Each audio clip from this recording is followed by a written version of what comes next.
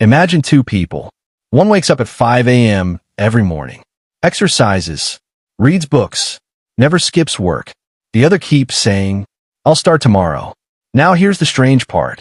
The disciplined person doesn't always have more motivation. In fact, many days they don't feel like doing anything either. So why do they keep going? Because they discovered something most people never learn. Your brain can actually be tricked into enjoying discipline. Once you understand how your brain works, being disciplined becomes much easier. Let's dive in. Chapter 1. Your brain hates hard work. If you've ever blamed yourself for being lazy, stop. Your brain isn't broken. It's simply doing what it evolved to do. Thousands of years ago, humans survived by saving energy. Food was scarce. Danger was everywhere. Your brain learned one simple rule: avoid unnecessary effort. Even today, that ancient survival system still exists. That's why scrolling social media feels effortless. But studying for an exam feels painful. Your brain always chooses the quickest reward. The good news? You can use that same system in your favor. Chapter 2. The 2-minute trick. Most people fail before they even begin. Why? Because their goals feel too big. Go to the gym. Study for 3 hours. Write a chapter. Your brain sees those tasks as huge mountains. Instead, shrink the mountain. Tell yourself, "I'm only going to do this for 2 minutes." Read 1 page. Write 1 sentence. Do 1 push-up. It sounds silly, but starting is the hardest part. Once you're moving, your brain usually wants to keep going. Motion creates motivation, not the other way around. Chapter 3. Make discipline feel rewarding.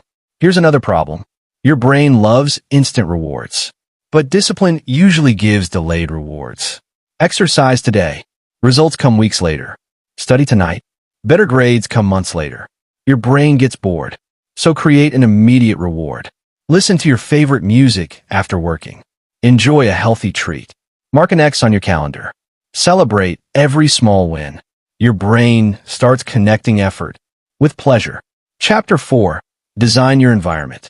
Most people think discipline is about willpower. It's not. Your environment quietly controls your behavior. Want to eat healthier?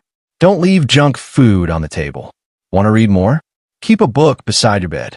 Want to stop using your phone? Put it in another room while working. The easier a habit becomes, the more often you'll do it. Successful people don't just build discipline. They build environments that make discipline automatic. Chapter 5. Change your identity. This is the most powerful trick. Stop focusing on goals. Focus on identity. Instead of saying, "I want to become disciplined," say, "I am someone who finishes what they start." Every small action becomes proof.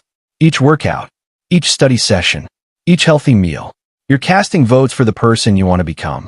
Eventually, discipline stops feeling like something you force. It becomes who you are. Discipline isn't about having more willpower. It's about understanding your brain. Make the first step tiny. Reward yourself. Build the right environment. And become the type of person who naturally follows through. The goal isn't to make life harder. It's to make good choices easier. So here's today's question. Which of these brain tricks surprised you the most? Comment below with a number. And if you enjoy psychology videos that help you understand yourself and build better habits, subscribe. Because the next video might completely change the way you think.